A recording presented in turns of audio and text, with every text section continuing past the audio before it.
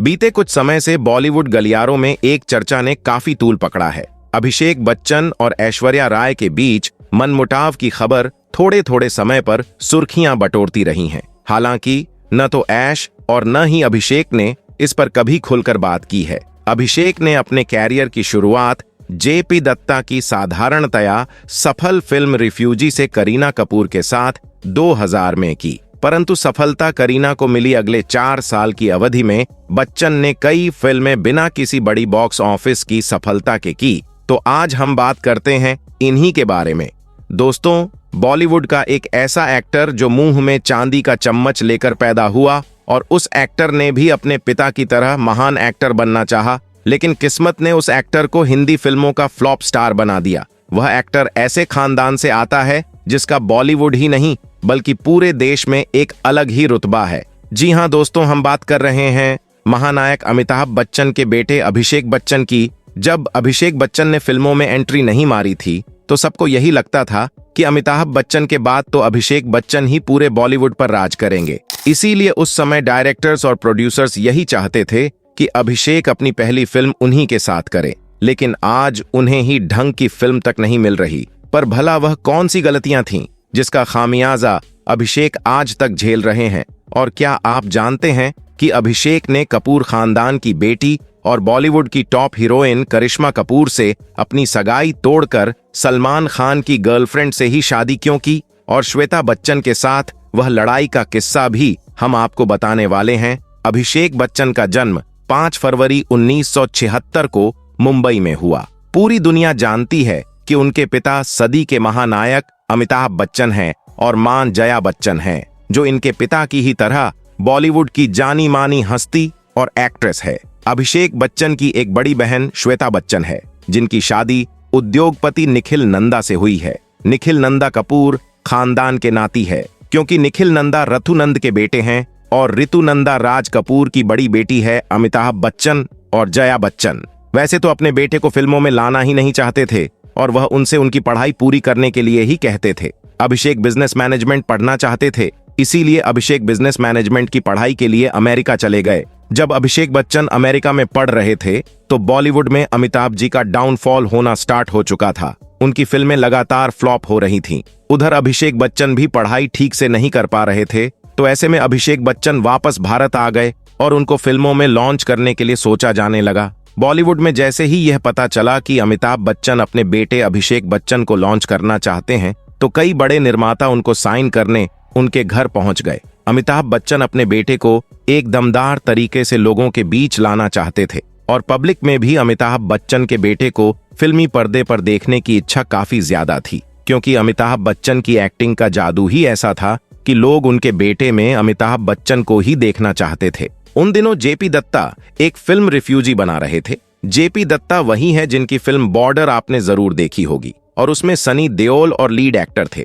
बाद में अभिषेक बच्चन को इस फिल्म से ही लॉन्च करने की तैयारी हो गई। दूसरी तरफ कपूर खानदान की बेटी करीना कपूर को भी इस फिल्म में पहली बार बतौर हीरोइन लॉन्च किया जा रहा था। लोगों को इस फिल्म का बेसब्री से इंतजार था, क्योंकि वह अमिताभ आपके बेटे को देखना चाहते थे। फिल्म बनकर बॉक्स ऑफिस पर पहुंची, लेकिन इसे बदकिस्मती कहें या कुछ और, क्योंकि यह फिल्म कुछ खास कमाल नहीं कर सकी। अभिषेक बच्चन एक्टिंग तो अच्छी कर रहे थे, लेकिन लोगों के मन में जो अमिताभ बच्चन की एंग्री यंग मैन वाली इमेज थी और वह अभिषेक में भी वही देखना चाहते थे, लिहाजा लोगों ने उनके बेटे को नकार दिया। इस फिल्म के बाद अभिषेक बच्चन ने लगातार कई सारी फिल्म की, लेकिन किस्मत से एक भी फिल्म नहीं चली। अभिषेक को अब 4 से 5 साल हो गए थे, लेकिन वह अभी तक सफलता का मुंह नहीं देख पाए थे। इसके बाद मायूस और दुखी अभिषेक बच्चन की जिंदगी में अगली जो फिल्म आई, उसने तो अभिषेक की पूरी इमेज को ही बदल दिया। इस फिल्म में अभिषेक बच्चन एक नए ही अवतार में थे।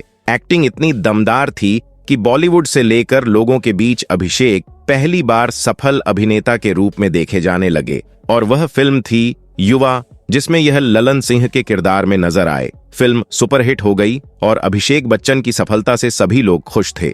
इसके बाद अभिषेक बच्चन की झोली में कई हिट और सुपरहिट फिल्में आई, जिसमें वह हर तरह का किरदार करते हुए देखे गए थे। उनकी धूम धूम, 2, बंटी और बबली, सरकार, बोल बच्चन जैसी कुछ हिट और सुपरहिट फिल्में थीं।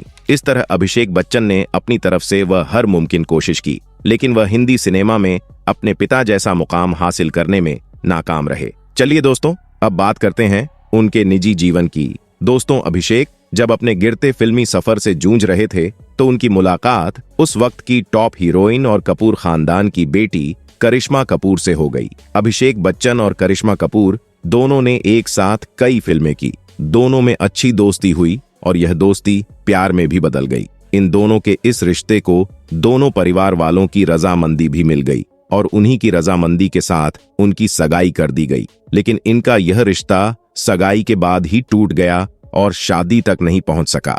दरअसल करिश्मा कपूर उस समय टॉप पर चल रही थी और अभिषेक का कैरियर कुछ खास नहीं चल रहा था और अमिताभ बच्चन को भी बिजनेस में काफी नुकसान हो रहा था। इसलिए करिश्मा कपूर की मां बबीता कपूर ने अपनी बेटी के फ्यूचर को सेव करते हुए अपनी बेटी की सगाई आखिर में तोड़ दी, जिसके बाद इन दोनों परिवारों में एक दूसरे के खिलाफ काफी मनमुटाव हो गया। इसके बाद करिश्मा कपूर ने बिजनेसमैन संजय कपूर से शादी कर ली और उधर अभिषेक बच्चन की जिंदगी में दुनिया की सबसे खूबसूरत मिस वर्ल्ड और मशहूर अभिनेत्री ऐश्वर्या राय आ गई। ऐश्वर्या राय उस वक्त मिस वर्ल्ड का खिताब जीत चुकी थी।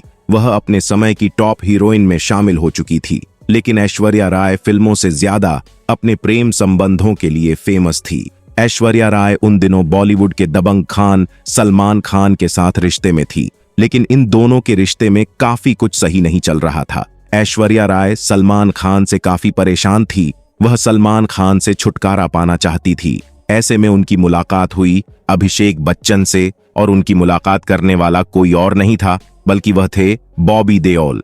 बॉबी देओल और अभिषेक दोनों काफी अच्छे दोस्त हैं। बॉबी और ऐश्वर्या एक फिल्म की शूटिंग के लिए भारत से बाहर गए थे, वही उसे समय अभिषेक भी गए थे। बॉबी देओल, ऐश्वर्या राय और अभिषेक यह तीनों एक साथ मिले, लेकिन इस मुलाकात के बाद अभिषेक बच्चन और ऐश्वर्या राय भी काफी अच्छे दोस्त बन गए। दोनों ने एक साथ कई फिल्में की और यह मुलाकात प्यार में बदल गई, लेकिन उनके प्यार की खबर किसी को कानो कान नहीं थी और 20 अप्रैल 2007 को यह दोनों शादी के बंधन में बंध गए। पूरा परिवार शादी से बहुत खुश था, लेकिन कुछ समय बाद इस घर में बहुत कुछ बदल गया। दरअसल श्वेता बच्चन अपने माँ बाप की सबसे दुलारी बेटी है और इस पूरे बच्चन परिवार में लड़ाई की वजह भी श्वेता से ही शुरू हुई। ऐश्वर्या राय और श्वेता के बीच शुरुआत में तो सब कुछ ठीक था, लेकिन कुछ समय बाद श्वेता और ऐश्वर्या के बीच ईगो प्रॉब्लम होने लगी। श्वेता ऐश्वर्या को कई चीजों में रोक टोक करने लगी। ऐश्वर्या भी top actress and miss world, लिहाजा कुछ समय तक उन्होंने श्वेता की बातों को इग्नोर किया, लेकिन धीरे धीरे यह मन मुटाव बड़ी लड़ाई में तब्दील होने लगा। श्वेता ऐश्वर्या की शिकायत अपने माँ बाप अमिताभ और जया से करती थी और उधर ऐश्वर्या श्वेता की शिकायत अभिषेक से करने लगी। ऐश्वर्या ने शादी के बाद एक फिल्म ए दिल है मुश्किल की, जिसे करण जौहर बना रहे थे। इस फिल्म में ऐश्वर्या ने काफी ज्यादा बोल्ड सीन दिए। इन बोल्ड सीन्स को लेकर बच्चन परिवार में काफी युद्ध हुआ। अमिताभ बच्चन और पूरी फैमिली इन सीन्स को फिल्म से हटवाना चाहते थे, जिसके लिए उन्होंने करण जौहर से भी बात की, लेकिन ऐश्वर्या ने अपने सीन्स को हटाने से साफ मन कर दिया और यह फिल्म करण जौहर ने हॉट सीन के साथ ही लॉन्च कर दी। इस फिल्म के बाद ऐश्वर्या और बच्चन फैमिली के बीच लड़ाई और बढ़ गई। ऐश्वर्या फिल्मों में फिर से वापसी करना चाहती थी, लेकिन बच्चन फैमिली ऐसा नहीं चाहती थी, जिसके बाद अमिताभ बच्चन ने अपनी पावर का इस्तेमाल किया और उसके बाद बॉलीवुड में ऐश्वर्या को किसी ने एक फिल्म और एक एड तक ऑफर नहीं किया। अब इन सब बातों के बाद आप अपनी राय जरूर दीजिएगा और वीडियो को लाइक करें, शेयर करें और चैनल को सब्सक्राइब करें। आप सभी का धन्यवाद।